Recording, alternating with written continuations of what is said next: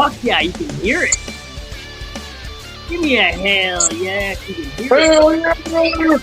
Hell yeah. Fuck.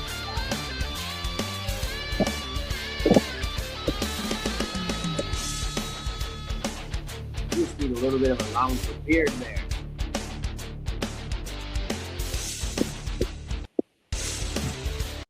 Fuck yeah, America.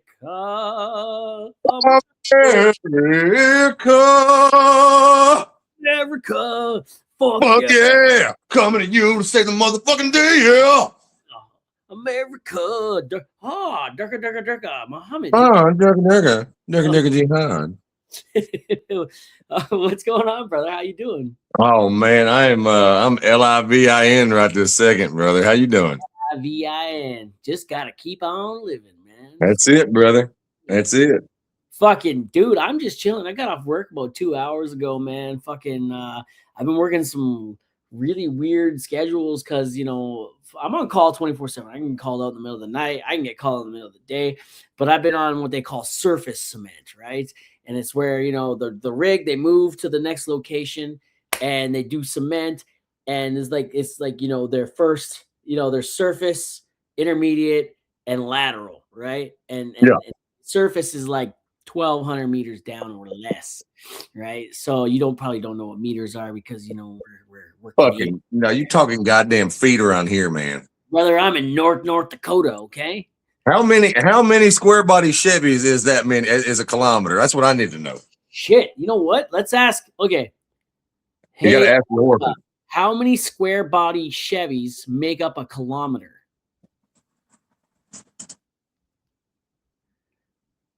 Okay.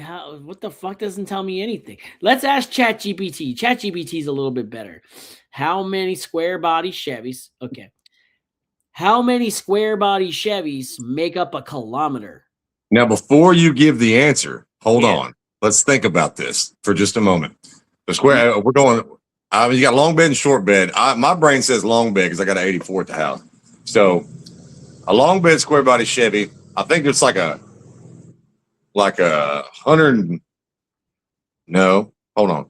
So there's roughly 3 feet, 3 point something feet in a meter, 1,000 meters, 3,000 feet. How many feet long is a fucking pickup truck? I'm going to say it's like 14 foot long. Let's go 14. I'm going to I thought I could do the math in my head. Apparently my tism isn't tisming properly today. I'm going to venture a guess and say 216 square body Chevys. Wow. Okay, that's close, actually. Okay, so I asked ChatGPT, and it says, all right, let's break it down like you're lining them up on a lease road, okay? A typical square body Chevy, 1973 to 1987, is about 5.3 to 5.5 meters long, depending on cab box combo. Let's call it 5.4 meters average. Okay. 1 kilometer equals 1,000 meters. 1,000 divided by 5.4 is 185 trucks.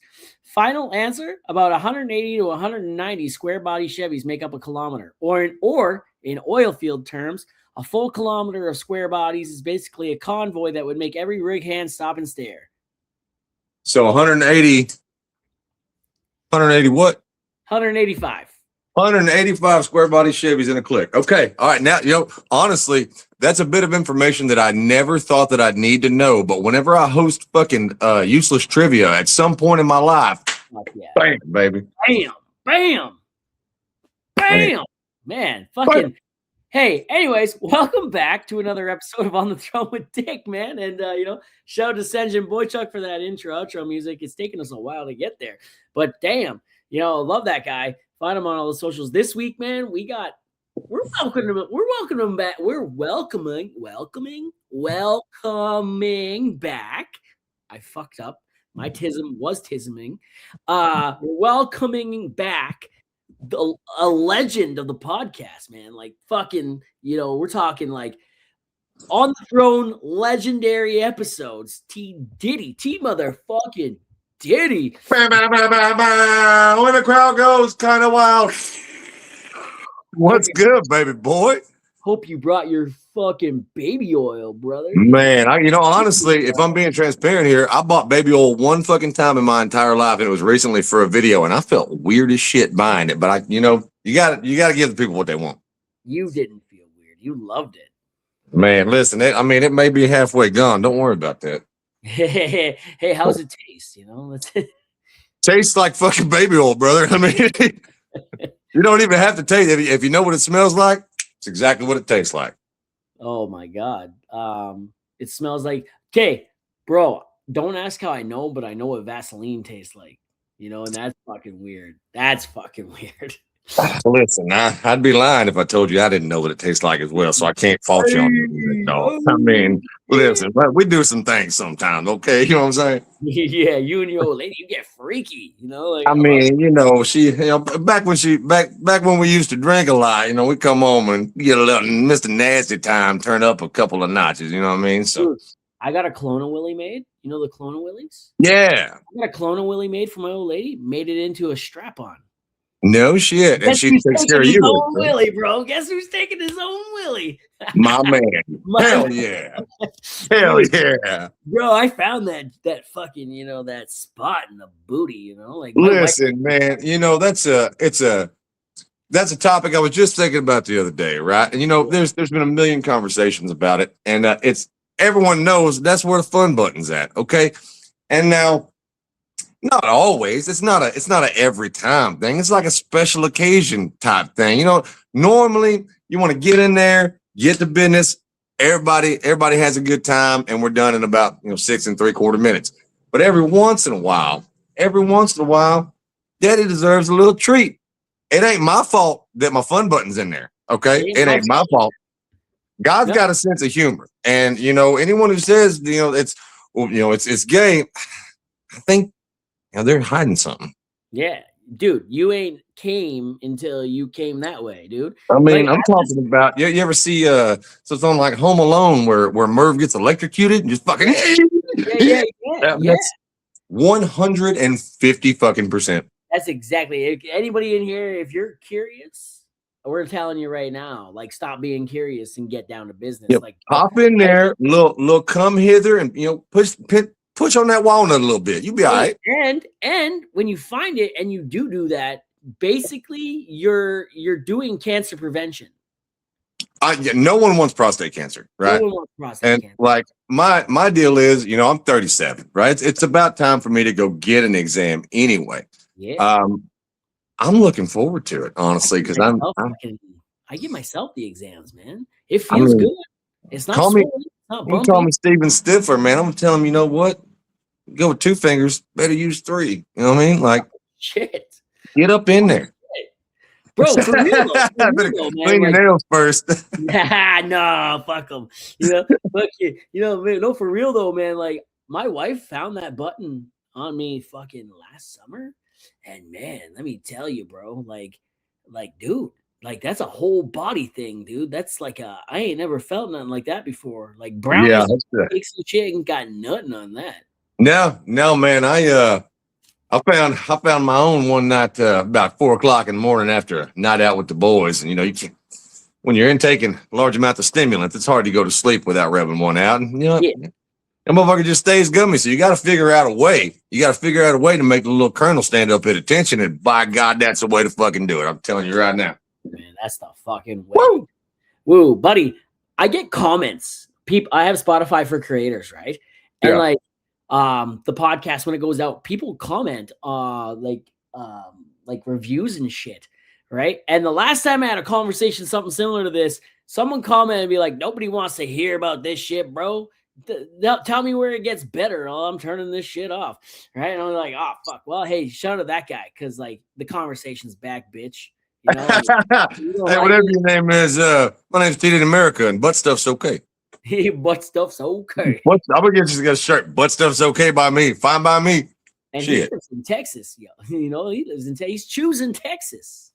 That's it. I mean, call me Ella Langley, baby. That's yeah, brother. Yeah, Ella Langley. She knows where the fun button's at. Come on now. What flavor of Monster is that you're putting back? This is just the low carb, the regular blue low carb. Dog, I had that red, white, and fucking blue, whatever it's called. I saw you did that. Yeah. Oh my fucking, like it's I can only imagine how the climax would be if I was drinking one of those while having my walnut tickled, because that would be fucking.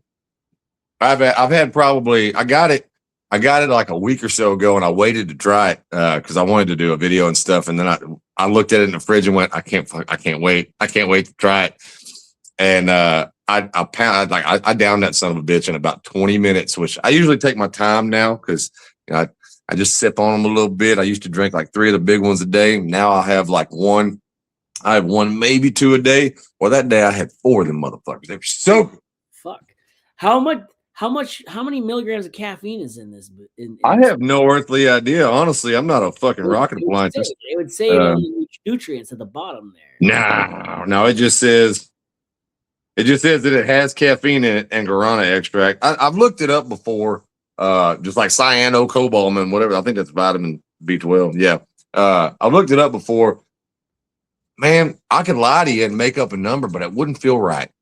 I'm going to say 120 milligrams of caffeine because that's what my brain's telling me right now. Yeah, and that seems low for America. Yeah, yeah. I mean, you can get like the Celsiuses and shit, and all that. Man, I used to drink they had tweakers for a while, and it felt like you were on fucking meth. Bro, yes. When I went to the States in May, we drove through the US and we stopped. Where did we stop? We got them in like fucking like Chicago or some shit. Man, we got rain, tropical thunder, tropical storm. Dude, 300 milligrams of caffeine. Yeah. Yeah. In Canada, we're capped at 180. Yeah. When it comes to like, I take in caffeine fucking all day, every day, and I have for a long, long, long time. Yeah. I'm undiagnosed ADHD, but I fucking know I got it. It's goddamn written. It's written all over the fucking walls here. You know what I'm saying? But so like the caffeine makes me level. Like it just makes me fucking normal. Yeah, I talk a lot more and a little faster, but I can think. Yeah. Well, I don't get because I get fucking massive anxiety all the time, like for no reason. Nothing's going wrong, but my brain says everything's fucking. There's always a problem. Something bad's about to happen. And whenever I am about 5 sips into a Monster, I'm like, hey, you know what? I'm thinking real fast, and I can work through all these problems that I have. Ain't nothing, no big deal. Like, but I can process. Yeah. And I mean, that's really what when people are on Adderall and Vyvanse and shit like that actually need it instead of using it as a stimulant for nefarious purposes. I mean, that's what it's for. It levels you out. And I know that like I got off of Monsters for a while because I got put on blood pressure meds because I was eating like shit and I was too much nicotine, fucking fatty foods, all that bullshit. So I got put on blood pressure meds a while back, and I had to cut back on my caffeine intake. And so I started. I went like a month and a half with no Monsters, and I was fucking miserable. I didn't have no sparkle. It's like when I got put on mood stabilizers and everything was just like, I don't really feel. I'm not sad, but I'm not happy. Fuck that. I need copious amounts of caffeine so I can maintain my personality because that's who the fuck I am at this point in my life. Fuck yeah, man. Fuck yeah. I haven't had an energy drink in like a week and a half now. Damn. A week. I have one in my bag, and I thought I was gonna bust it out last night, man. But I'm trying not to. Hey, I'm like tired, right? I should bust it out, but like, no, man, I want to work through that first, right? And then, I hit my second wind, and I was good. There's something to be said for pushing through and doing shit that you don't want to do. I watched a video the other day, and I forget what the area of the brain's called, but there's a specific area of your brain that is stimulated when you do something that you really don't want to do, and then you accomplish it. And it releases, your serotonin and all your good feelings and shit. If there's anything you don't want to do and you can make yourself push through and fight through it and get through it, when you're on the other side of it, you're like, you know what? I'm a bad son of a bitch, as a matter of fact. Bad motherfucker, because people are addicted to all sorts of shit. And I got my own vices and I got a lot of them. But, you can change your habits, but it's that addictive personality and the addiction in your brain, no matter what it is, it says, I have to have this right now. My wife's boobies. Yeah, like boobies and butts, right? Boobies and butts. I know that I don't have to have either or both of those in my face at all time, but I want it, Yeah. And but yeah, I mean that's the part of your brain, whatever part of your fucking hypothalamus, cerebral cortex, motherfucking whatever's going on in that gray matter up there, man. Yeah, if you can not do something that you want to do because it's gonna be better for you, you come out of it better. I just started fucking hydrating properly like 2 days ago for the first time in a long time, because I drink the fuck out of Diet Cokes, and I drink the fuck out of coffee, and I drink the fuck out of Monsters. And those are all caffeine. They're all diuretics. And I'm wondering why I'm pissing 12 fucking times a day. Well, no fucking shit, you dumbass. Bro, I've been sick. I was sick for like fucking 2 weeks, man. Like death. My wife's like, be a man. Don't be a bitch about it. And I'm like, bro, you have no idea. I'm actually dying here. What do you mean? Dying here. I took liquid IVs, man. And dude, what liquid IV, man? You take liquid IVs? Yeah, I was a brand ambassador for him for a while, and you were. Yeah, I love liquid IV. I stopped posting about it because I didn't. Once it got cooler outside, I mainly only drink it whenever it's fucking hot and I'm working hard, and just because that's when I need it the most, because you sweat all your shit out. Yeah. So in the wintertime, you still need to hydrate, and then when it's colder months, you still got to hydrate. But I started getting using my nutrition in my diet to get the proper levels of the proper nutrients and the salts in my body. I'll still take I've got a fucking like a shoebox, little tray thing full of them that I still got in there, and I'll drink one every once in a while if I'm feeling like I haven't had enough water. But the thing with any kind of supplement like that is that I had to explain to my old lady and my kiddo was that if you're not drinking water, W-A-fucking-T-E-R, H2O, we got 2 hydrogens and 1 motherfucking oxygen molecule in that bottle of fucking clear shit. If you're not drinking actual water, putting liquid IV in your body or drinking Gatorade or anything with electrolytes, yeah, that's cool, but it ain't gonna get you where you need to be. You gotta just fucking water. Oh, buddy, water. I put the liquid IV in my water bottle and I pounded it back, right? Yeah. And yep. It was no coincidence that after my first liquid IV, because it's like fucking 5 Gatorades in one. Yeah. With the hydration and the electrolytes and shit like that, man. It was no coincidence that I felt fucking incredible. Yeah, it brings you back to life. It seriously does. We go to a music festival every year up in Kansas called Dance Festopia. It's a electronic dance music festival. Fucking and needless to say, nutrition does not take precedence while you're at a fucking 5-day camping in the woods with weirdos festival. And you literally put everything else into your body except for proper nutrition. And with that, about day 3, it gets fucking rough. It gets real rough. And day 3 is when I'll start pounding. I'll have a liquid IV in the morning, and then I'll have like half of one at night. You're not supposed to have more than one really per day. But when you're completely depleted of all your feel-good hormones and you're super dehydrated from fucking just sweating constantly, that's it's you got to replenish somehow. And I'm talking night and fucking day. It got to the point where last year I was going out handing out liquid IVs to people. I'm like, guys, here, fucking drink it. Just drink it, because it's immediate. Like, oh.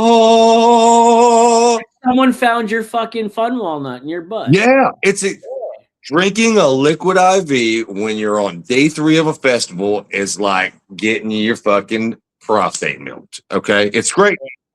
Yeah, they should put that. They should put that on their fucking website. I think we should send this clip to Liquid IV for you. I think that's the best idea ever. It really is. Now, me and you should team up. Man, we can make the most incredible liquid IV ads. We really could, honestly, because we both use them and we both like our butts touched. So that's it's a win-win.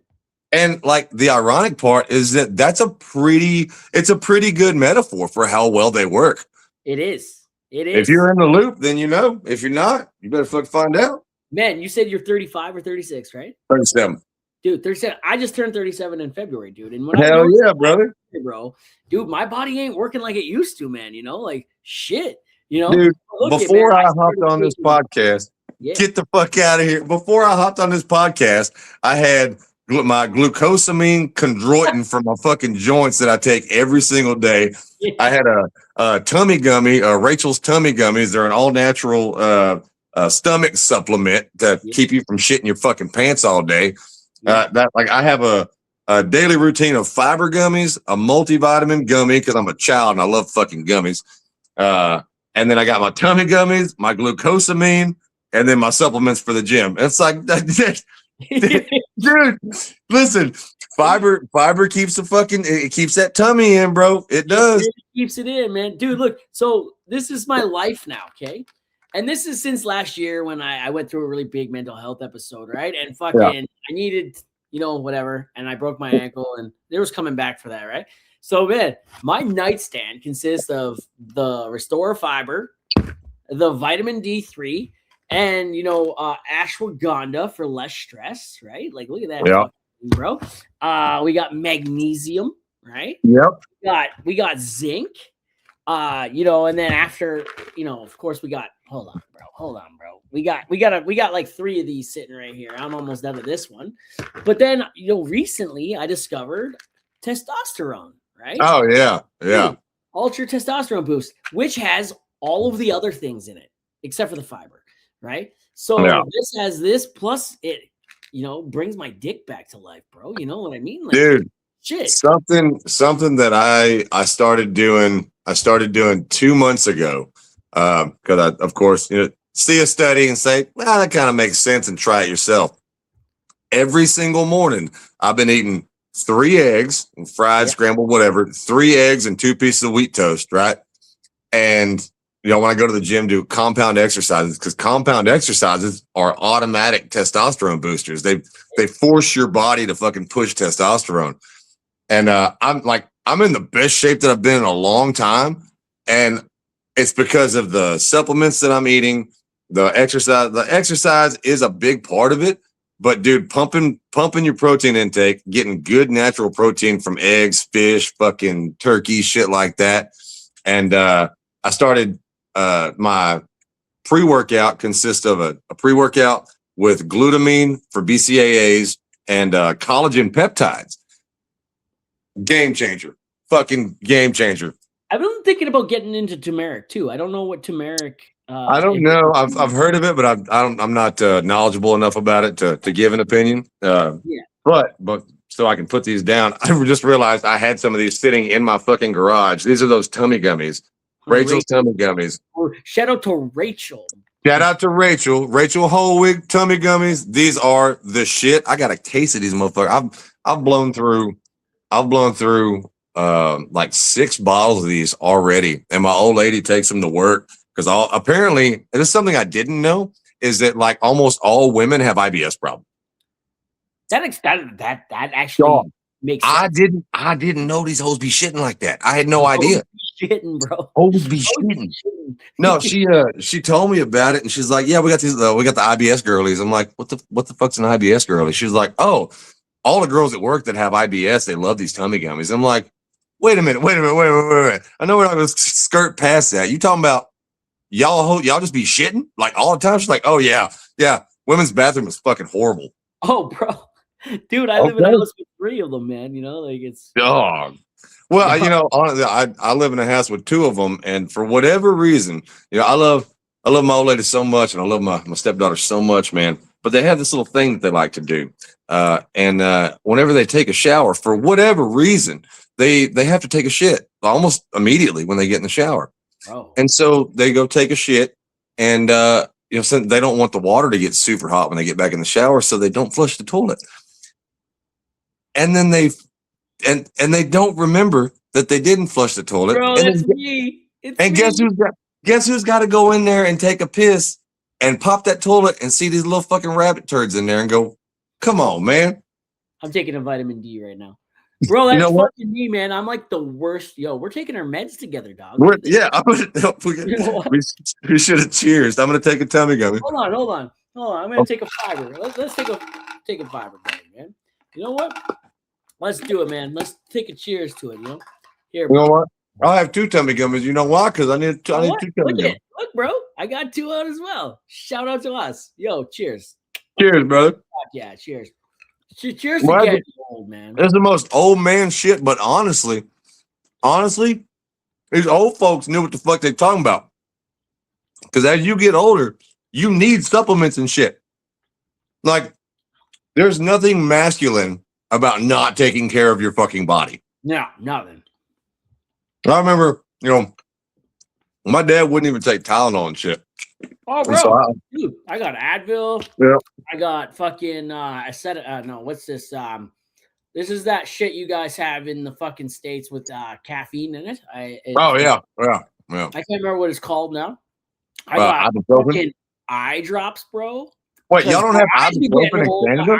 My eyes be getting dry as I age. You know, yeah, man. I got fucking Tylenol over here. Eye drops. On the note of eye drops, because my old lady, she's an ophthalmic trainer. She works at a place that does cataract and LASIK surgeries and shit, and they work on eyeballs. With eye drops, the ones that she brought home that I fucking love, and I've never been an eye drop guy. I don't like to put shit in my eyes. But apparently Visine is fucking horrible for you because it's got preservatives and shit. Yeah. So if you're getting any kind of eye drops, the ones she got me, they're kind of expensive, but they're called Oasis Tears. Okay. They're phenomenal, but as long as you get anything that is preservative free, that's the moneymaker. Let's see here, buddy. Let's see what this says here. I use Sustain. My boss got me on Sustain, right? And Sustain, those are good. Those are good. Yep. Yeah, man. Oh, yeah. It's pretty decent, man. They instantly make my balls wet again. So, dude, it's so weird whenever you put eye drops in, and at first you don't know how dry your eyes are. You have no idea. You go through life as a man, especially because we're big, strong men. You go through life and your eyes are always hurting, but you think that's just fucking normal. Yeah. Apparently, your eyeballs aren't supposed to hurt all day long. Who the fucking knew? Who knew? Weird. Fuck, man. Man, goddamn. You were saying your wife and your daughter, they take shits and have a shower, forget that they shit. Man, I'm the worst fucking roommate for that. At work, if I get back, right, like when I stay in hotels with guys and we're rooming, if I get back first, you catch me taking a shit, having a shower, get out, completely forgot I took that shit. And then I hear the door open. I'm like, oh my God, did I flush? And then if he jumps in there before I get the chance to run out, all I hear is fuck again, man. What the fuck, man? You son of a bitch. Yeah, I do it to my wife all the time, man. A big stinky fucking turd just hanging out. Oh, bro, I take big pictures. I take pictures. If they're like, they're biggins, I take pictures and send them to all my buddies, like my dad and sister and I used to have like shit wars, right? Like who could have the nastiest, biggest one. Right? Hell yeah, man. Hell yeah. Hell yeah. You gotta have one of them turds so big you need a poop knife. Oh my God, a poop knife. Yeah, you gotta have a poop knife. An old butter knife sitting beside the toilet. When you get one of them shits, it fucking flops on the bowl and the whole thing won't flush because it's so solid. You gotta cut that bitch in half. Damn, I've never had that. Get your poop knife. Thank me later. I'm gonna get myself a poop knife. So, bro, last time we talked, you were climbing fucking towers and fucking, bringing porn to the good people of the world. Hell yeah, yeah. It's changed since then, man. Man, there's been a lot. There's been a lot that's happened since then, good and bad. But it's part of God's plan for me. I've been in the telecom industry, climbing towers for a little over 5 years, and I like you said happened to you just recently. I had a little bit of a minty bee at work, and that was because of a lot of things. I got some information about some things my son was doing online that never would have thought a father would ever have to see before, and so that kind of threw me for a loop, and it put me in a weird spot mentally, and the work had gotten real bad. We'd gone through a lot of changes at the company that I was with, and I had a guy who was a coworker that wanted to be the boss so bad that thought he was everybody's boss, and he got a little too big for his britches. And he learned that although I'm a pretty calm, cool, collected guy, I'm comfortable with violence. Like that's as far as that conversation goes. He and I had a little talk in the warehouse, and the little talk that we had was apparently captured on a closed circuit television on the surveillance camera, and the home office, head office got wind of it, and they all happened to be, all the bigwigs for the company happened to be on a Teams meeting call in one of the offices right next to the warehouse. So they found out, they watched the video and saw what happened and heard what happened. And when I realized that my brain wasn't good, because I used to be the type of guy that would fucking pop off and get real worked up about shit and lose my cool and fail to maintain my bearing. That was my normal back in the day. And when it happened at work this time, it was the first time I never had any like blow up at work at this company. Not one time. I'm fucking calm, cool, collected, whatever, dude. I don't give a shit. I'm just here to do my job. But I took this one personal because he was being a little bitch, and it escalated a lot more than it should have. And because I failed to maintain my bearing, and I knew that was something that was a me problem. I went to my boss and I was like, hey man, this all happened because I was on call whenever I was supposed to be with my children, who I get every other weekend. And I tried to express to you guys that when I have my kids is the only time that I can't do. I'm not going to leave my house if I got my kids there, man. It's just not a thing I'm going to do. And he came back at me sideways, and you know what? From now on, I said, because of my mental health, it's delicate right now. And I need to not be on call anymore.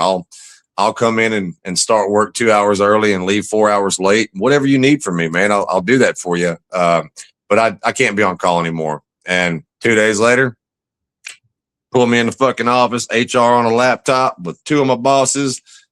We got to let you go.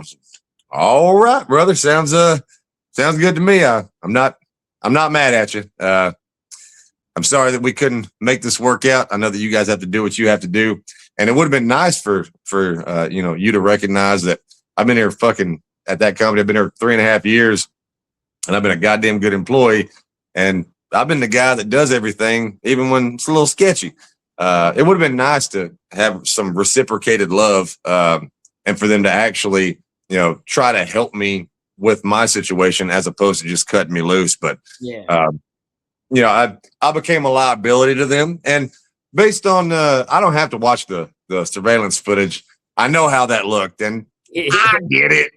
I'd want to watch it for tips, man. Yeah, like if I could get a hold of that, I might have my lawyer subpoena them so I can get a copy of that motherfucker, because it'd be good for content. For video use, Yeah, so you can show your great grandchildren what great granddaddy was like. This is what dad's capable of. I know that you don't know him. You don't know this guy on video, but he's in there. He got that dog in him, But yeah, man, they let me go. They let me go, and I wasn't mad about it. I was actually kind of happy because I'd gotten so mentally taxed with that place. Not the job. I fucking love tower work. You can tell, man. You can tell. My dick gets so hard climbing towers, which makes it kind of hard to climb because it hangs up on the rungs and shit. But anyway, I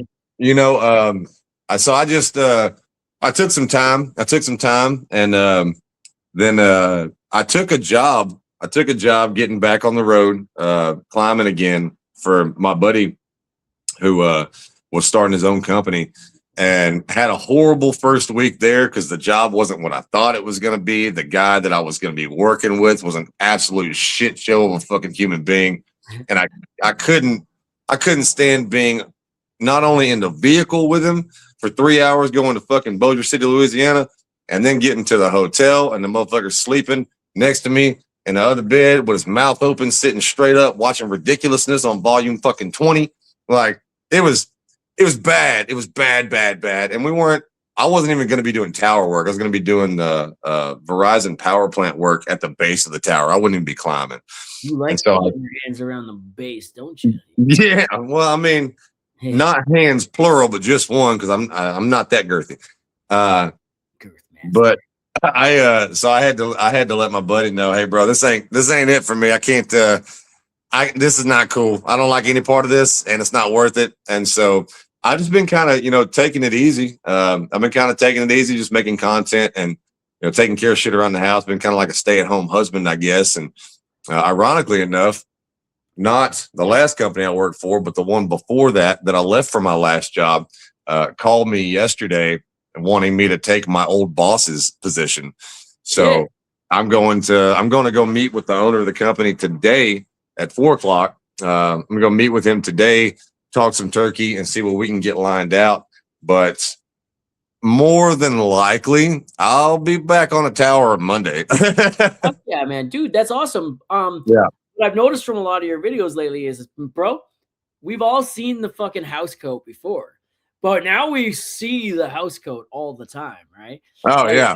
I fucking love that house coat, man. Where is that thing? Dude, I got that off of Amazon years ago, and I've been pissed off. I've been pissed off because they took it, like that exact robe you cannot find on Amazon anymore. You can find similar ones, but not the exact one, because the other ones that they have, the design's a little different, still stars and stripes, but it's not the same, right? And I've actually been talking to Mama about trying to find somebody to help me make those robes so I can sell them as merch. That's like a fucking trademark of yours. Yeah, because I like, and the other thing is, like, that robe's, it's comfy as fuck. Like I'll be wearing the fuck out that robe, man. And so yeah, I think that'll probably be something I get rolling soon, because a lot of people ask about it, and dude, they're comfy as fuck. It's the most comfortable thing that I own, and there ain't nothing like being butt ass naked and nice and moisturized, rocking a fucking American flag robe, because it's America. You know what I mean? America. Fuck yeah, man, dude, that fucking thing is incredible. And like, if you're gonna have a mentee bee, that fucking robe with a coffee in your hand, with that fucking, oh, dude. When I see a video of you pop up in your driveway and you're just talking, man, I gotta wonder, dude, like, do your neighbors ever ask questions?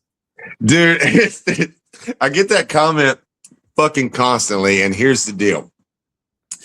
My neighbor directly next to me, she's a real sweet lady. Our kids play together.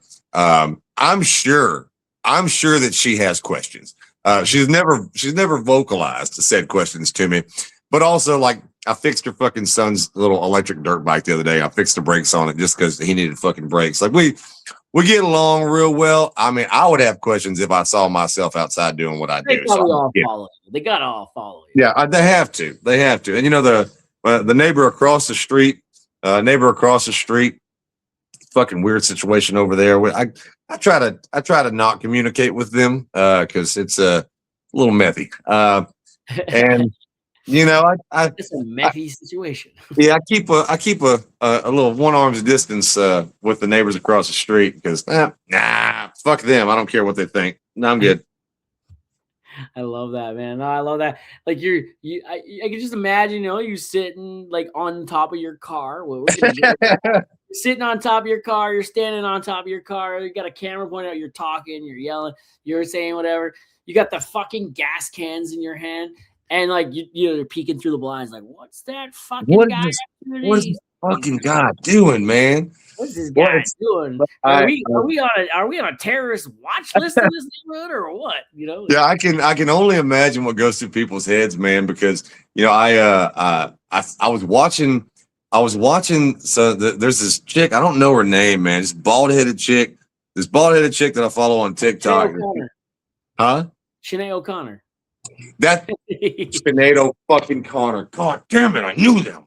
Yeah. I followed her for a long time, and I saw she was on a live one day, and she was like in the middle of a fucking McDonald's or something, and she was just talking on the live about how I don't fucking care about these people. No, I don't know any of these people around me. Why would I be worried about what they think? I'm not going to see these motherfuckers again. If they have something to say about me, let them talk. Ooh, no. And I went, you know what? Fuck yeah. Fuck these people. I don't care what they're thinking. It doesn't matter. You know what does matter? Me being who the fuck I am and doing what I'm trying to do out here. You Cause guys they get know, paid for it too, yeah. right? So, None of these hoes watching me and judging me are paying my fucking bills. So fuck them. yeah, fuck yeah, man. I got time Oh, for that. that's another thing too, though, right? Like you probably haven't felt, the blowback of losing your job so much because, dude, like you're killing it on social media, right? Like, fucking Yeah, yeah. And if I'm being honest, that was one of the main reasons that whenever I had the conversation with my boss, that I wasn't really worried about how it ended, because I started making money on social media last year, and not enough to quit my job, but enough to I had a pretty good amount of money in savings because I was going to put a down payment on a house, buy a house for mama, all that shit. And I just been sitting on it, waiting for the time when we're ready to buy. And I realized, right when all this shit went down for me at work, the previous month I made almost 10K on social media, yeah, and man. I like that's the most money I've ever made at one time in my entire fucking life. Mind you, that still is the most that I've ever made in a month. But I average anywhere between 2 and 4K a month. Yeah, And once I realized that if I have to survive on what I make on social media, barring some unforeseen circumstance, like that's why I'm super super careful about what I post, because I've had some close calls. I've got accounts taken down and banned and shit. But I realize, if I do this the right way and I just keep making the content that I want to make, that people seem to respond with, like they respond to it, then I'm gonna be okay.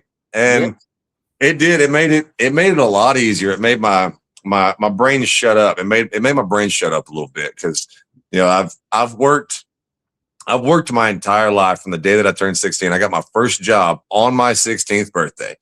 And I just never stopped working. I've always worked. And it's been a weird transition, because I could content create full time, but I'm not fulfilled. And like I was talking to my old lady, and she's like, I'm so proud of what you're doing and what you're accomplishing. And she's been like the biggest rock for me and my number one supporter, and fucking pushing me to believe in myself so much. But she also sees me for who I am. And yeah, the guy that I am needs a sense of task and purpose. And I've got that a little bit, but I don't have it all day, every day. Like it comes in waves. Cause one day I'm super confident and I'm having a great time. And the next day I made $17 on social media, and I'm like, oh fuck, what am I going to do? yeah. And I'm going, come on, let me have a video that pops off, for the love of fucking God. Cause then I have a video pop off, and my brain goes, yeah, we good. We Gucci, homie. We good to go. We good. We good. Yeah, But man. Dude, I'm right there too, man. Like fucking I used to stay like 4, 5, 6 weeks at a time at work yeah, and go home for days off for a week. And then there's times, a couple times, 6 months at a time. But like, now I stay in 2 weeks and it's time to go home, right? I made yeah, enough money on social yeah. media where I can start giving time back to my family. Yeah, and dude, and that's like being able to make that jump. Because I was doing fucking 80-hour weeks on the road I was only on the road for a week at a time. But even being able to be home Yep. and be around the people and things that you actually enjoy is, I mean, it's hard to put it into words, because like when I first came off the road, I was kind of fucking miserable. Like because that's just the money brain talking, Yeah. Yeah. And all I wanted to do was let me just stay out, man. Let me stay out and make more money. And then I realized, I'm like, hey, hold on. How much money do we actually need? What do we need? What dollar amount do we need every month to pay all of our bills and be comfortable? How do I get there? Okay. Well, I don't have to make fucking $4,000 every 2 weeks. It's cool to do that, but I'm missing birthdays and Christmas and all this other shit.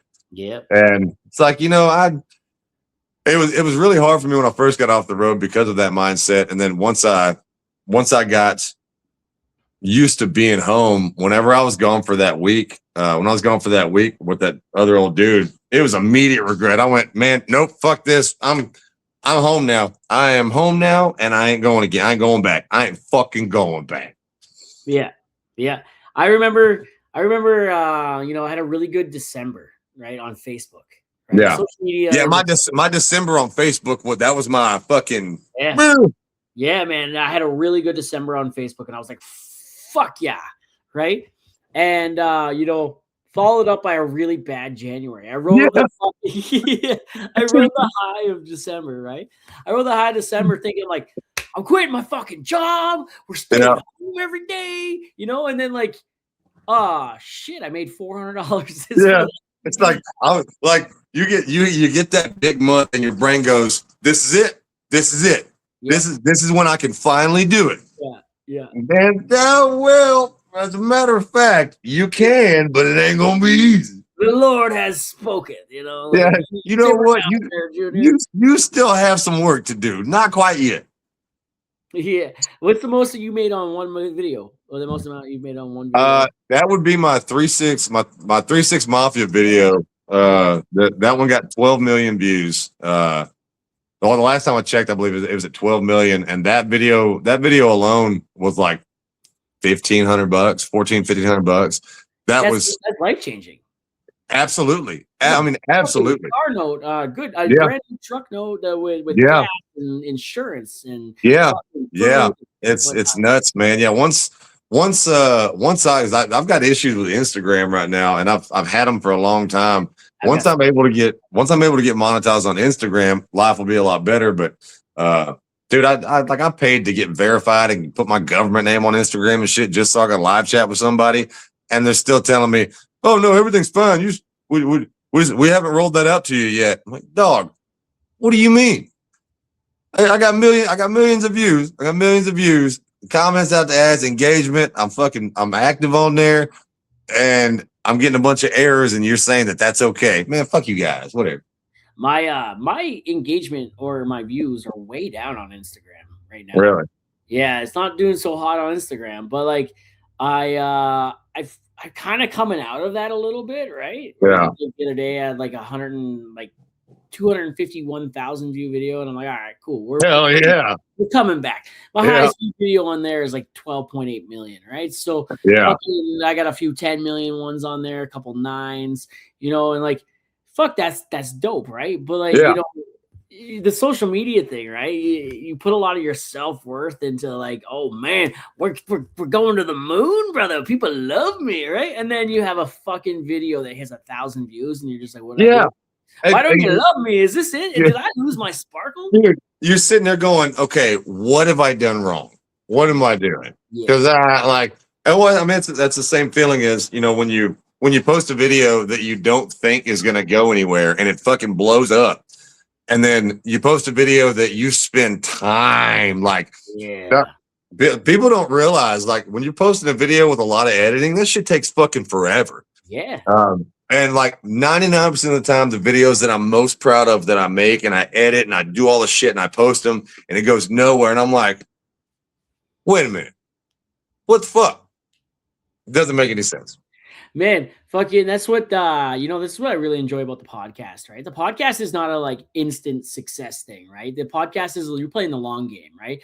You're not here for not immediate numbers and immediate, like, you know, you're not there for it, right? You got to play the long game in that. Whereas, like, you know, this podcast might not take off for 6 months to a year, right? Like, yeah, never know. Right? This episode might not do good not do anything. You might get like 12 streams or fucking 100 downloads or whatever for fucking 6 months. And all of a sudden one day, boom, goes to the moon. Someone found it. They shared it out. Boom, boom, boom, boom. It goes, right? And I can tell when people are discovering the podcast for the first time because the numbers skyrocket, right? Oh, yeah. Yeah. Yeah. One of the things that it changed my mindset on a lot of things. It's just life's about perspective changes, right? So if you got something weird happening in your brain, just shift your perspective and think about it from a different perspective. And a lot of times you can make sense of things, right? I saw something and it said, you know, imagine you make a post on social media and it only gets, you know, 30 reactions, right? So you're like, fuck, it's only 30 reactions? What the hell? I thought I was better than that. Now imagine 30 people standing in front of you clapping. Game changer. Yep. Game changer. Gord said that to me. Gord said that Gord from the Second Act podcast, that podcast doesn't exist anymore, but he's been on the podcast a lot. My podcast. He said that the first ever episode I ever did live streamed, it had him on there, and there was 5 people in there, right? 5 people were in there watching, and I apologize. I'm like, sorry, man. Sorry, I thought there'd be more of a turnout. He's like, brother, if 5 people were sitting in front of us watching us record this podcast, bingo, you'd be overwhelmed, right? Bingo. Yeah. The number looks small, but the fee is not, right? And that changed my perspective on a lot of things regarding social media too, right? Like a lot of people are like, oh, you're losing your touch or whatever. I'm like, no, bro, I'm not posting for the views and likes anymore. I'm posting because I like it. I feel good about it, right? Yeah. And if other people feel good about it too, cool. Come share that feeling with me, brother. But and one of the things that I've discovered about myself anyway is my content does better when it's content that I feel like making and pushing. Like if it's something that I feel like I'm forcing it, you know what I mean? Like I'll have ideas all the fucking time. And I'll shoot a video and then I'll watch it and I'm like, man, it feels kind of forced. I ain't posting that shit because if I'm not feeling it, no matter what whether it's a happy video, sad video, funny video, fucking whatever it is, doesn't matter.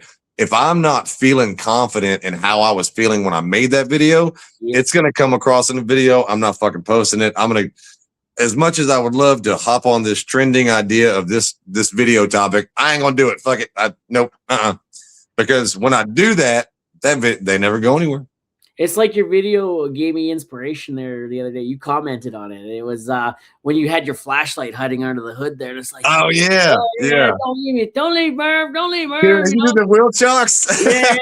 I'm like, instantly, man. I'm like, what do I leave behind? Oh my God. Yeah, the wheel chocks. I'm like, all right, how do I do this? So I look behind me and I'm like, all right, I'm gonna put the wheel chocks behind me, and then I'm gonna set it up on like the mix-off bin on the rig, and then I'm gonna like, okay, how do I gotta be preparing to leave, right? I'm getting the hoses ready and shit.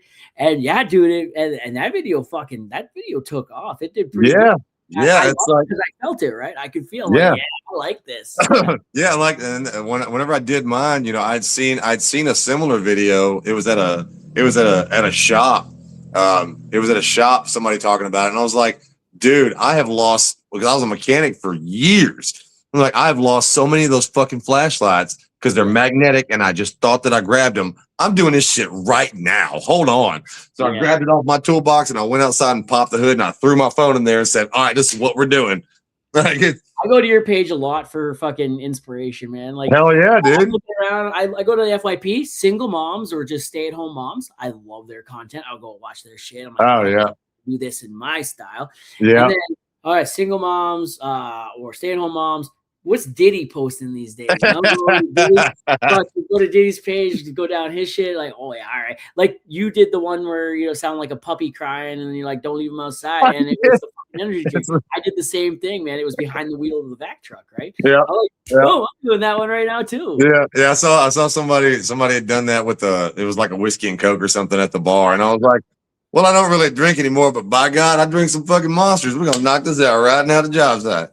Yeah, man. There's a lot of good ones I have saved from months ago. I'm just waiting for the opportunity, right? Yeah, same. Yeah, if you see something and you're like, I got to do it right now, and you push it out too soon, and you don't feel right about it, it's not gonna do well, right? No. But like the right moment. Oh man, this feels like the right moment. All right, I'm putting it out. And sometimes, man, I'll make a video that I'm so excited about, and I'll post it outside of my time, right? Where people watch. I'm like, fuck it, I don't care how it does. I like this video, and it goes. Yeah, and then I throw it in my times, my time space, like blue collar. You're blue collar, fucking 6 a.m, good time. Around noon, great time. 7 o'clock at night, perfect time. Outside of those parameters, it's up in the air. It could do. Yeah, you never know. You never know. Yeah, man. Yeah, dude.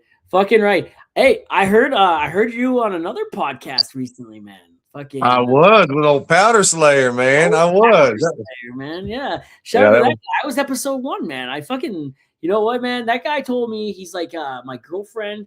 she's like, you need to make content. You need to get into your niche, the oil field niche, and you need to find someone who does, I don't want to say I'm big in that niche, but whatever. You need to find someone that has a following in that niche, that does well in that niche, and you need to like get to know him.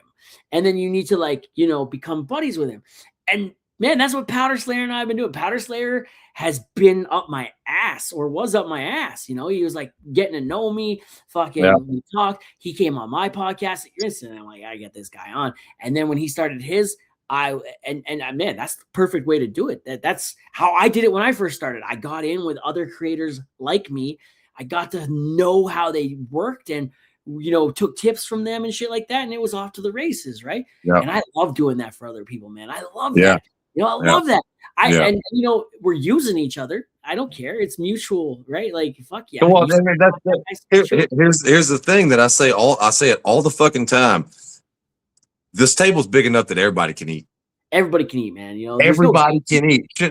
I don't give a fuck. I don't give a fuck what I have to offer anybody. If there's anything that I can say or do to help you make money and not, have a little bit more financial freedom than you have right now, that I'm not a guy in gatekeeping shit. Well, if I got connections and I can hook you up, I'm going to fucking hook it up, because everybody can eat. There's enough money in the world that everybody can eat. And if there are companies that are willing to pay, I want you to eat some, I'm going to eat some, he can eat some, she can eat some, because we all fucking hungry. We all hungry. Yeah, man. Yeah, man. Fucking dude, like it, no gatekeeping, right? Like fucking, when one of us wins, especially in the blue collar niche, it's like that in every niche, but in the blue collar niche, man, we all grind, we all kill ourselves for this money, right? We all work and sacrifice so fucking much. When one of us wins, we all win, right? That's it. Like I see you succeed, I'm like, fuck yeah, man. Yeah, there ain't no better feeling than seeing the homie succeed. I love this. Grayson Magaha, episode fucking 69 on my podcast, man. That guy, he worked 20 years in night shift, right? With a stand-up comedy dream. The dude's not working anymore. Like 3 million followers across the internet, on tour doing stand-up comedy with Zach Rushing. Yeah, that's what's up.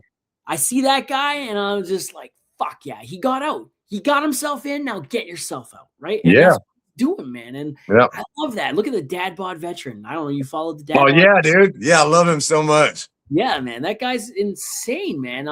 That fucking guy from Drag Up Coffee. He's in Texas. Yeah, dude. I love him too, man. I'm trying to get him up on the podcast, man. He's so busy though, man. I've been trying. For 2 years. Every time he's live, I go in there. I'm like, podcast tonight.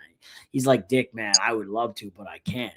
Right. And we're trying, dude, and he worked the oil rigs and now he started his own coffee company, right? He dragged up, right? And look at him now, man. And that's fucking amazing, bro. Yeah. Well, I mean, because that's in the grand scheme of things, that's the goal.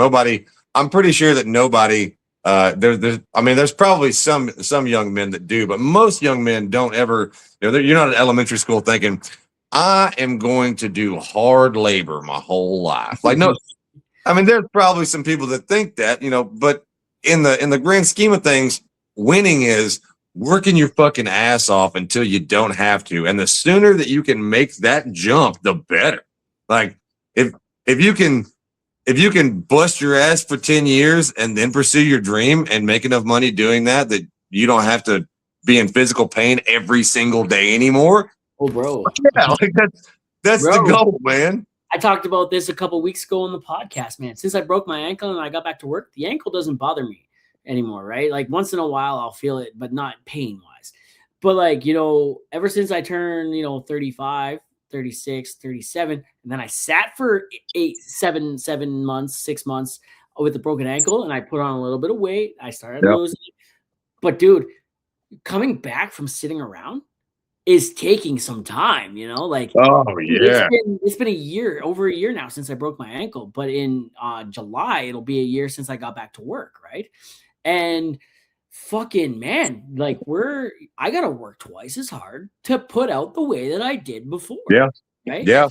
And I'm doing it. It takes me a day or so to recover afterwards, but I'm fucking doing it, right? And there's no sitting around doing nothing, right, while you're recovering. No. If you get sedentary and you stop moving, dog, it's fucking rough. 8 weeks it It's took for my leg to get this skinny. Yeah, dude. When I got my nuts chopped off. Got my nuts chopped off 2 days Bro, before Christmas, and so I was down. You're only supposed to be down for technically like down for like a week. I was down for like 3, almost 4 weeks because my shit wasn't healing right. shit. And dude, it takes a toll on your mental health if you're not moving around right too. I was fucking miserable, and I put on weight and. I put on weight in weird spots and I lost muscle mass and I felt fucking bad about myself. And like everything was difficult for no reason. I'm like, dog, I used to climb hundreds of feet in the fucking air, hang there for 12 hours, hanging and banging and be fine after work. What have I done today? I did 3 loads of laundry and I'm in pain. Oh, it's because I haven't moved around. When I started moving again, I had my air cast on, right? I started moving again. I got a load of wood come in and I was outside chopping it with the air cast on. Probably shouldn't have been doing that. But dude, I took 2 swings with the axe. The first time I had done any physical work. That's not that physical. Took 2 swings, sat for half an hour. Yeah. I was winded, bro. I was like, and you know, think about that fucked with my brain, right? I'm like, man, I'm fucking young still in my mind, right? Like, what am I doing here? You know? Yeah. Yeah. Well, it takes something like that for you to have the realization that, okay, hold on.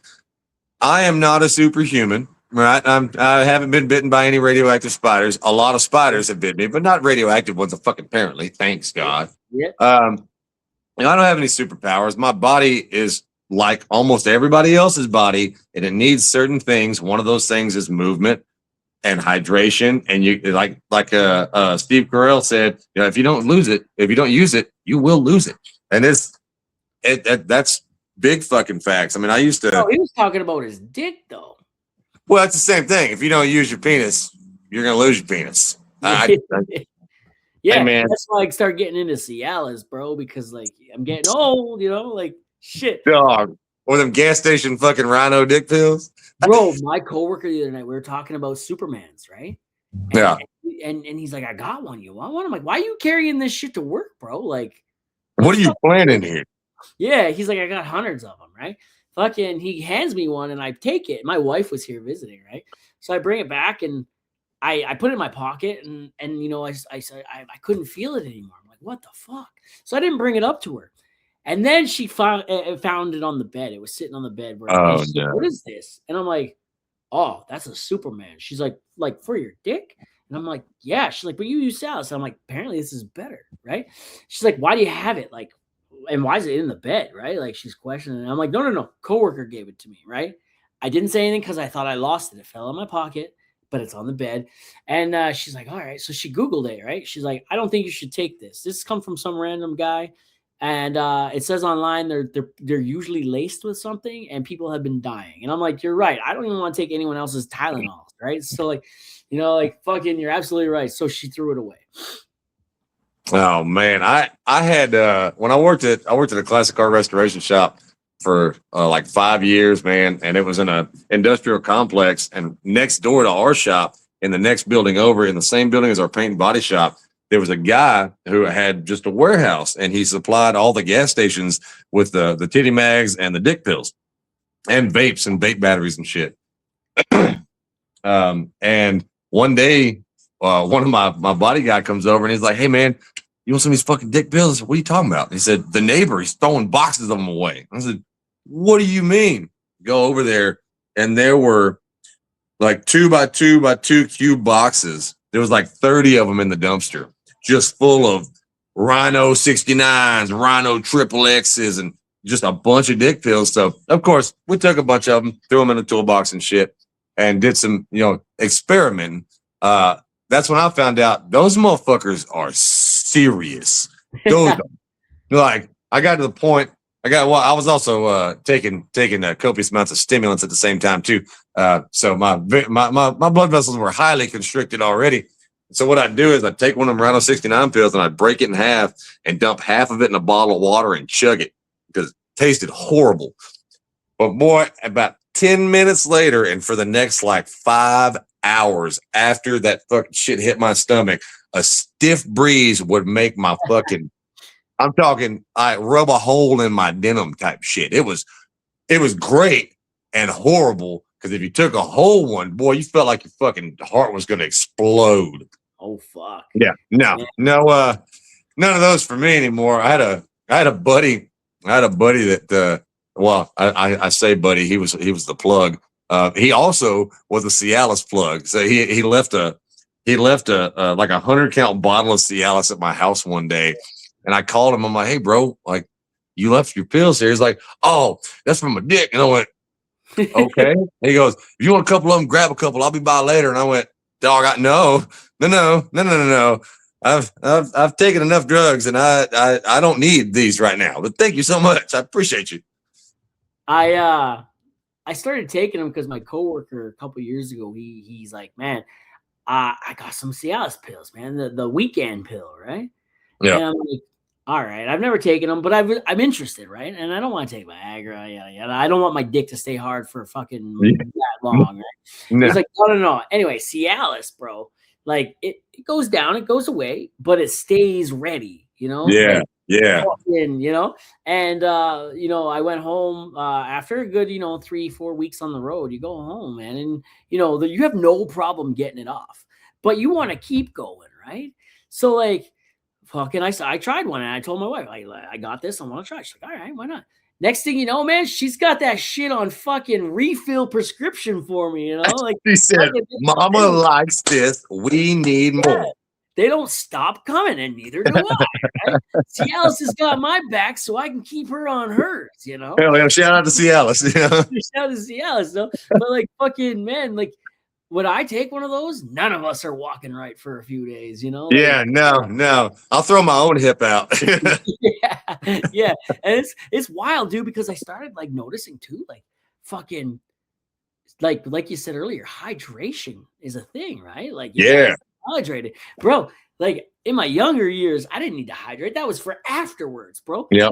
Fucking mid fucking pump, dude. I'm fucking hold on, like waters, right? Because I'm starting to cramp up and my leg moved a weird way and my thigh is now cramping up. And tell me why that cramp waits until the moment that your old lady is about to see God.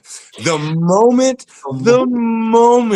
that it's coming, that leg cramps up and you go, I literally have to push through this pain right now, or this ain't gonna happen. Because once the waterfall starts, you can't just put a dam in that motherfucker. You know, like you got to keep it going. And so you got two choices. You got to either be a little bitch about it and say, "Oh my God, I changed positions," or you got to power through. And you're a real man, so you power through, and then you're laying there in recovery mode, and it's even funnier because when you tell her, "Baby, I cramp," and you got to throw that one leg way out, then your ass cheek starts cramping, so you got to change that up a little bit. Beautiful. Yeah, man. Yeah, man. The recovery mode for me like that, dude. My wife already knows. When I come home on the days off, we gotta watch a movie first. Otherwise, we're not gonna get any time in afterwards, right? Because like soon as that fucking that ride ends, Daddy's asleep. Yeah, I'm going fucking night. Like it happens, and before I'm even all the way rolled over, right? It's over, man. Like I'm done. Yeah. And she laughs about it. She thinks it's funny as fuck. She's just like, yeah, we need to watch the movie first because we're not gonna hang out at all. Right? And yeah, no, I mean, like when we were younger cats, when you're young, you genuinely think that marathon sex is what's up, like that's where it's at. Yeah. You get a little bit older and you realize, hey, if I can make you come in 3 minutes, I can be done in about 37 seconds. So we're fucking 3.5 minutes in. We're both happy. Let's go to fuck to bed. Let's have a smoke. Yeah, I don't even smoke. We got shit to do tomorrow, so I'll see you in the morning. Good night, and then everyone gets a good night's sleep. My favorite thing to do after a good session, man. My wife and I, we automatically know, right? We just know the high fives come, right? Like hell yeah. She's like, fuck, put her there, and I just put her there, bro, and yeah, you just know, right? Like we just know the vibe, right? It's just like that deserves a high five. Yeah. Well, the way I know I always did good is that, you know, we keep a clean hand towel in my side of my nightstand, right? You know, you gotta be at the ready. And the way that I know that I've done well is when I get that bad boy out and take care of business, and then she don't move, and I get off of her and I grab the towel and I tuck it in the zone there, and after I wipe myself down, I tuck her in the zone, and she rolls over, and you just see a little tail. You see a little tail of a wash rag just poking out between the butt cheeks, and she's snoring. I'm like, hell yeah, Hell hell yeah. yeah. Hell Daddy yeah. did what daddy does, baby. That's right. You know what, man? Sometimes, if the towel is too far away, it's good when she don't even want the towel. It's too far. Don't move. I got a Oh shit. yeah, I got yep, a shit right here. Don't worry yeah, about it. yeah. Well, shit, I was gonna wear that out to the grocery store tomorrow. But all right. Still might, And then you put it on. It's like I did all of that. You goddamn right, I did. Yeah, man. Fuck yeah. Hey, man. Fucking, I want to talk to you about something, man. Fucking Chevy Confetti, bro.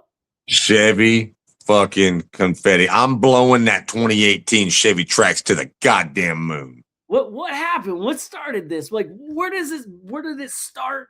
Take us to the give us the fucking vegetables. Okay. I'm gonna give you the vegetables and the meat, potatoes, and everything. Okay. So when I first took my last job working for Rise Broadband, climbing towers on the road, my fiance drove an old Ford Explorer Sport Track hoopty, fucking broke down piece of monstrous piece of garbage, and she was going to get a job at the post office. And so to get a job at the post office, you got to have a reliable vehicle. So I'm on the road working. She tells me she's going to go look at cars. And then next thing I know, sends me a picture of her in front of this 2018 Chevy Trax in my driveway. And I said, all right, hell yeah, I'm glad you got a car. Told me what her payments were going to be a month, almost $450 a month. And I went, God damn, that's high for that car. But I understood because she didn't have real great credit. And I went, all right, cool. I didn't think nothing of it, right? I've never purchased a vehicle from a dealership. My dad always told me, don't fucking do it. You'll get screwed. Unless you got good credit already, don't go up there. Good credit or a big dick? Yeah, one of the two. I ain't got neither. But she had gone and got that car. And what I didn't know until actually like maybe a year and a half ago, when I finally started asking her what she owe on that car, because I'm like, baby, you've had that car for a long time. What do you owe on that? At the point in time in our lives where she got the car and I was on the road, our finances were separate. So I pay the bills at the house. She pays for her car note and her insurance, and that's about it. So we've since joined together our accounts and we got our shit together. And once we did that, I went, wait a minute. How much do you owe left on that car? And she told me that she still owed, like, at this point in time, whatever, like a year and a half ago, she owed like 13 grand left on it. And I went, you've had that bitch for like 3 years. How is that possible? It was only 18,000 to start off with. Then I found out that she got financed through Exeter Finance at a 20.55% interest rate. They financed her for 18,000 some odd dollars was the original amount of the vehicle. And then it was like a $16,000 finance charge or some shit like that. And interest is accrued daily on that. Yeah, I know nothing about financing. I know a fucking shit ton now. I didn't know anything at the time, but apparently, after the dealership, the guy that sold her the car told her that, after about a year of on-time payments, you need to get it refinanced, get a lower APR, all that shit. Well, she forgot about it because she in her own words, I'm literally just a girl, and so she literally just forgot about it. God bless her soul. She didn't know any better. I'm not mad at her anymore. Yeah, figured that out. We tried to refinance it, tried to go through a couple different credit unions, try to figure out what we can do.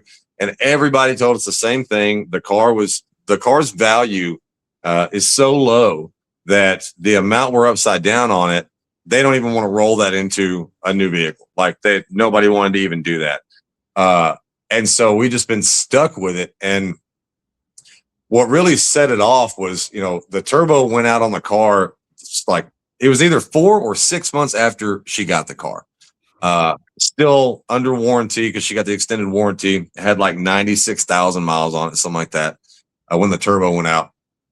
But we took it up there, and they said the PCV system and the intake manifold had to be replaced. And then they would replace the turbo under warranty, but the intake and PCV system, they wouldn't warranty that. And I said, fuck that. I'll replace that. Bring it back up here. You guys do the turbo.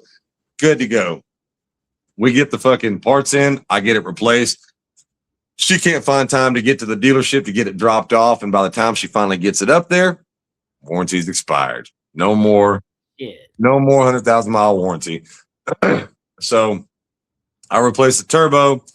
Then after the turbo went out, the oil cooler went out. So I had to pull the turbo back off, replace the oil cooler and the oil cooler lines. After that went out, the coolant overflow tank has a little shitty plastic nipple on it that broke off. So you have to buy the entire tank. I had to replace that. Then the coolant T on the side of the engine block sprung a leak. Had to replace that. And then whenever I made the Chevy Trax video, the very first one about Chevy Confetti, the car's got 150,000 miles on it, something like that now. And I had been kind of feeling something weird in the transmission, and it felt like it was trying to want to start slipping. I've been freaked out about it for probably 6-8 months now. And I took my kids back to their mom's house. It was a Wednesday night. I have them on Wednesdays for dinner. I took them back to their mom's house. And on my way home, that motherfucker started just slipping and spitting and not wanting to get up to speed. And I went, oh God, this is it. This is it. This is the big one. We still owe $10,000 on this car. Transmission's going to go out. I'm going to have to fix it. And I have hated that car since the first time I worked on it. I'm a large man with large hands. My extremities are oversized and thick. And working on that fucking tiny car is a piece. It's impossible to do it without absolutely demolishing my fucking hands. I hate it so much. And everything just sucks. It's all cheap plastic. GM knew when they made those vehicles, the Traxes, the Equinoxes, the Chevy Sonics, the Chevy Aveos, and the Traverses, and the GMC Terrains. All of those vehicles from the mid to late 2010s have if they have the 1.4 liter Ecotec motor with the turbo, which is what that has, or any of the other variations, they're made with super cheap, super plastic fucking parts that are known to break. They have known issues that all owners report about these vehicles, and they're still allowed to sell them. So once I thought the transmission went out, it was not the transmission. Come to find out, it was a valve cover gasket leaking, causing the cylinders to all misfire. And I was officially done with it before I even took 5 minutes to diag it. I got home and I closed the fucking car door and I walked inside. I said, baby, your car's done. I'm going to blow this motherfucker into a million pieces. I don't care anymore. And she was like, what? I said, I'm not even going to fucking look at it. I don't care anymore. I'm going to have it towed to my buddy's shop, have him tell me if it's a transmission, figure it out from there. And I was just done, just officially like kicking a man in the nuts over and over and over again for 4 years. Like that's what it felt like. And that's what it still feels like, because you're in a situation because of predatory lending processes, which Exeter Financial got popped in Massachusetts in 2019 in Massachusetts. The district attorney the attorney general or district attorney, whoever it is that does the shit, sued Exeter Financial for $5.5 million for a class action lawsuit for this exact type of thing that happens. For predatory lending practices, they hide fees in the contracts and all sorts of shit. And there's one happening in Texas now, a class action lawsuit that we're now a part of against Exeter Financial for the same shit. It's been the bane of my existence for a long time. And I've made a couple of videos just like talking about how shitty the car is in the past. But this time I said, no, I'm going to do something about this. If I can ask the people of the internet, if I could tell the people on the internet, here's the situation that we're in. I know that it's a contract that was signed and it's on her shoulders, well, we need help getting through it. I'm not asking for your money, but I'm asking you to fucking watch my video and press some buttons. Can you please do that? You know, and then started the GoFundMe, and the GoFundMe's done better than the content has as far as bringing in earnings. Which anyone who's donated to that GoFundMe, fucking thank you so much. You guys are the shit and the tits. Where can you find that link? I've got it linked in my TikTok bio as well as on my Facebook bio. I made a post about it on Facebook specifically, but it's linked in my TikTok bio. It's on GoFundMe. It's helped me turn this 2018 Chevy Trax into Chevy Confetti. Yeah, I mean, right now, as of yesterday, I can't quote exactly. It was like $6,250 or something like that. That's left in total to get the car paid off. And then once the car's paid off, I'm taking it out. There was somebody had commented on my original video and tagged a guy named Felix Firth, who is the 1 pound every day of Tannerite guy. And he blows shit up out in the desert. So they tagged him and I messaged him and I was like, hey brother, here's what I got going on. I saw that you commented, you responded to someone's comment on my post. Are you down? And he's like, hell yeah, I'm down. Caveat is that I got to pay him $5,000 for the explosion. Cause, clean up and all that. He did a Ford Explorer that he fucking exploded recently that he said he's still doing cleanup in that area. Cause it's fucking everywhere. And so I said, you know what? Dog, I tell you what, if I can get this off my plate, I'll take my $5,000 I got left in savings. I'll send it to you that fucking day and I'll drive this car out to Arizona. And that's exactly what's going to fucking happen. Fuck yeah. I cannot wait. I am going to be bricked, fully bricked up. It's going to be so good. I might leave a load in that car. Probably going to turning it into a soup kitchen, you know. Oh shit. Are you going to live stream it? Yeah, I'm going to live stream it. Yeah. I'll be posting and making content on my way out there, as well as live streaming the boom. Fuck yeah, man. Fuck yeah. Man, I don't know. Did I ask you last time? Do you know what viscosity is? I know what viscosity is. You're talking about the resistance to flow, the measurement of a liquid, which is the resistance to flow? Yeah. This podcast is sponsored by the Mudman, and the Mudman deals in the thickness viscosity. The thickness of your load, you know. The thickness of your load. Hey man. You got to be hydrated too. If you want a thick load, you got to be hydrated. That's it. And ultra testosterone boost, brother. Speaking of being hydrated, I'm finna piss my pants off, son. All right, man. Well, okay, hold on. Okay, you go for a piss, man. Fuck, you go for a piss.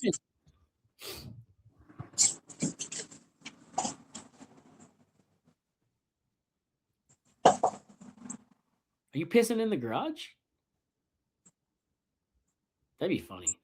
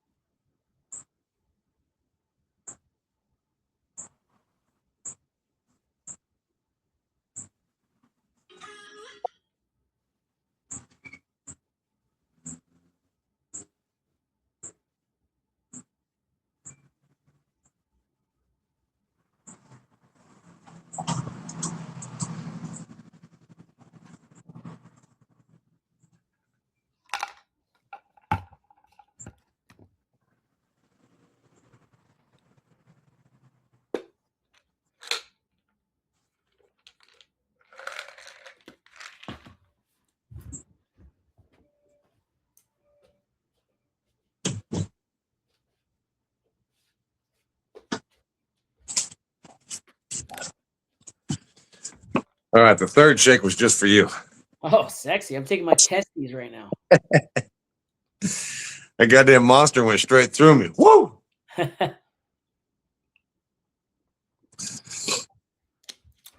Yeah, so man, so where I'm going with it is the podcast sponsored by the Mudman, right? And the Mudman, for all your drilling fluid and laboratory testing equipment needs, he deals in the fluids resistance to flow on the rigs, right? On the drilling rigs. And Man, we had you on back. I think last time you were on, I had a headset and a microphone, didn't I? Yeah. And that I was the believe so. Mudman who did that, Yeah. you know, because we were struggling. But 2 summers ago now, the podcast turned 3 this year, but 2 summers ago now, the Mudman, he sponsored the podcast with a MacBook Pro, right? Oh, no shit. Now I don't record on my phone anymore. I was doing it all off my phone before. Dude, that's dope. Yeah, man. And now I record on here. I can edit. I can do so much shit, right? And so shout out to the Mudman, you know, www.mudmanmarket.com. I fucking love that guy, man. Hell yeah. He got my Good back. man. Yeah, dude. He's good shit, brother. Fucking love him. Yeah. Yeah, man. Fucking I don't want to keep you too much longer though, brother. You got places to be? Yeah, I gotta go get all dolled up for this little talk I'm gonna have with probably my new old boss here in about an hour or so. So hey, wear the knee pads, wear the pants with the knee pads in them. Put on oh man, listen, I've been doing my jaw exercises on it. Yeah. You know, just getting ready. Get some teeth in there too, man. I'm not gonna forget to cut the balls. The boys came to play too. The boys came to play, bro. Boys came to play too. That's what I like about you. You know, you're a gentleman. You're a gentleman. Chivalry is not dead. You take care of everybody. You know. I will have the common courtesy to give you a reach around. I'm not selfish. I'm a selfless lover, my friend. Oh my goodness, bro, dude. Another guy who sponsors the podcast, dude. I should have shouted him earlier when we were talking about mental health, but you know. Tracy Chabot from CRM management there, resource management. He's a oil patch consultant here in Canada. And, you know, he likes the conversation we have with mental health and on the podcast all the time. I got diagnosed with borderline personality last year and it fucked me right up, dude. But we're learning, we're healing. We're learning how to come through that, the childhood trauma and shit like that. And he sponsored the podcast this past summer, because, you know, he's trying to get the boys on site to, you know, reach for that handout or ask for help and talk about that's amazing. Hell yeah. And he sponsored the podcast with a Starlink. So, you know, when I'm away working and I'm in a hotel room somewhere and the cell service has been bad at times, you know, I never have to be without service again, Wi-Fi, you know what I mean? And shout out to that guy, you know, he's incredible. And it also, you know, when there's no towers around, I can still watch the porn. Absolutely. I mean, you gotta be able to rub one out. You got to. They don't put a bunk in the vac truck for no reason, you know. That's right. I mean, listen, man. I mean, the what's that saying? What's that saying? It says something along the lines of boss makes 100, I make $1. That's why I beat off in the company truck. Shit, dude. Were we talking last time when that gay guy from the U.S. asked me to jerk off for him for money? No. Man, the internet's a wild place, bro. We're talking about this and then we'll wrap her up. But fucking, he reaches out to me and he's like, "Hey, man," he's like, "I'm a big fan of your content and like you're very cute, you know. I love the mustache. You got that blue collar roar to you, right?"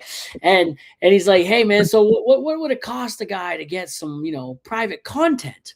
You know, and I was like, "I don't know, man, what's fair?" And he's like, "I don't know, $100." And I'm like, "Brother, you throw a 0 on the end of that, and I'm right." Like that's pricey, man, but I can do that, you know. And I'm like, "Shit, really? What do you need? What do you need, brother?" And he's like, "Well, I want a video of you jerking off in a porta potty with your coveralls on."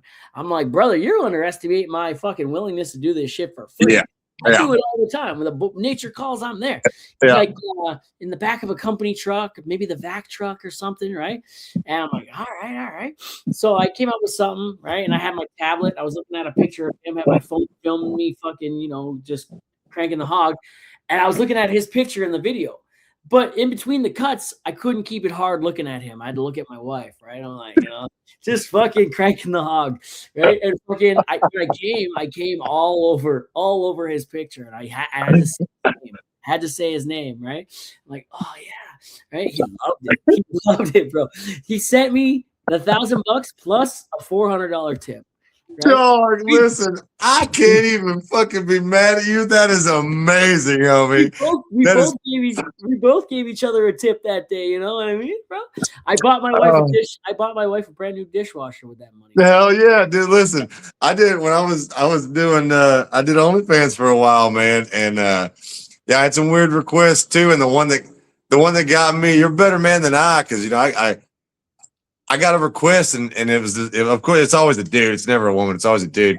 And the dude asked me, he's like, okay, for $500, I want you to take a video from directly in front of you, going from fully soft to fully hard to fully soft back to fully hard. Yeah. Then I want you to jerk off and come into a shot glass, and then pour it on the phone.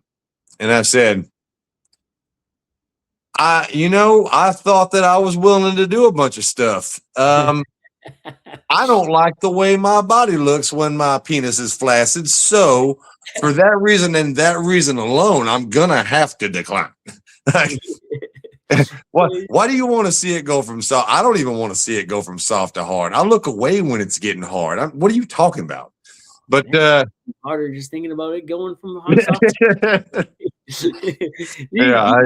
He messaged me again, and every now and then I get a message from him, and he's like, "Hey, brother, what's going on?" I'm like, "Bro, you got any more of those thousands? Because I got something for you, you know." Yeah, I mean, you want to pay me a G? I'll get over my shame. Like, that's fine. That's $1,000.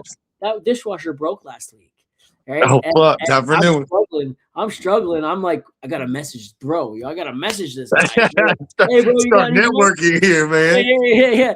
Turns out I still had another couple of weeks on my fucking extended warranty, you know? So like, it's good. We're good. Hell yeah. That's pretty it, right? So fucking, I got a new one, but he messaged me every now and then. And the last time he messaged me, he's like, "Hey, buddy, what are you doing? How's it going, stud?" And I'm like, "Oh, man, I'm good, bro. Just finishing up work. What are you doing?" He's like, "Oh, I finished work a couple hours ago, went to the gym, met up with one of my gay buddies there. We blew each other in the bathroom stall, and I went home, and now I'm just relaxing." I'm like, "Fuck yeah, man. Hell yeah, good day. Perfect fucking day, you know? Like a great fucking day. I wish I could meet up with one of my buddies at the gym and just blow each other up. Yeah, hey, you know what? Hey, I'm gonna spot you, and then I'm gonna spot you, son. Like, come on. yeah, exactly, man. Fuck yeah. No, the internet's a wild ride, man, and you it is way more followers than I do, so you probably get a lot more fucking, you know, yeah.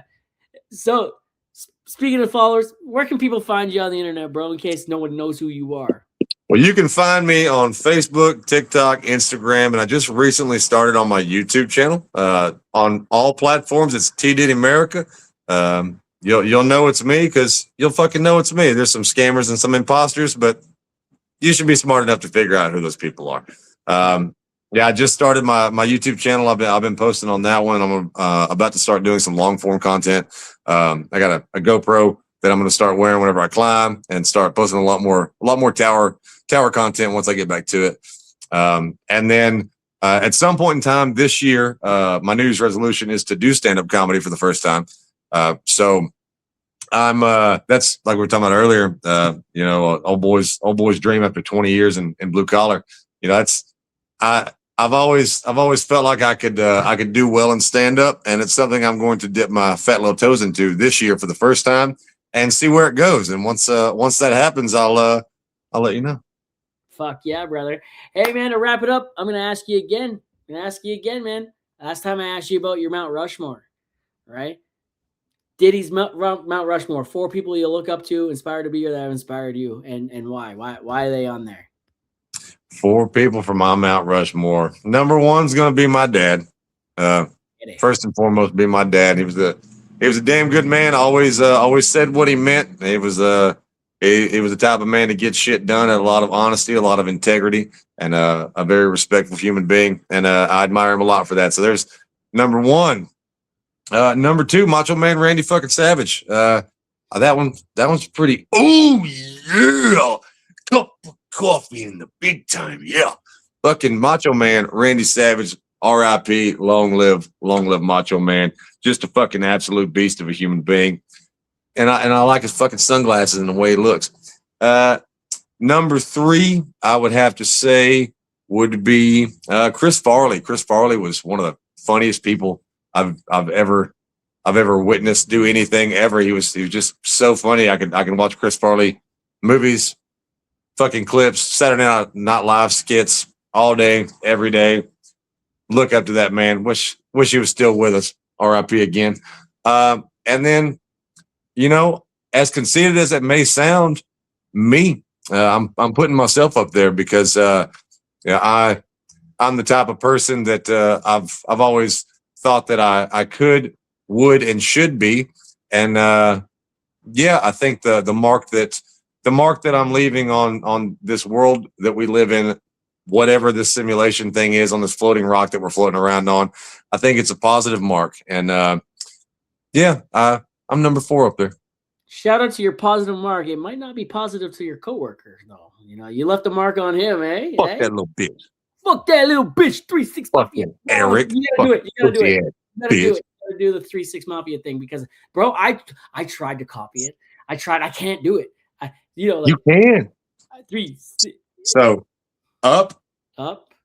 Now put your fingers together and turn your hand. 6.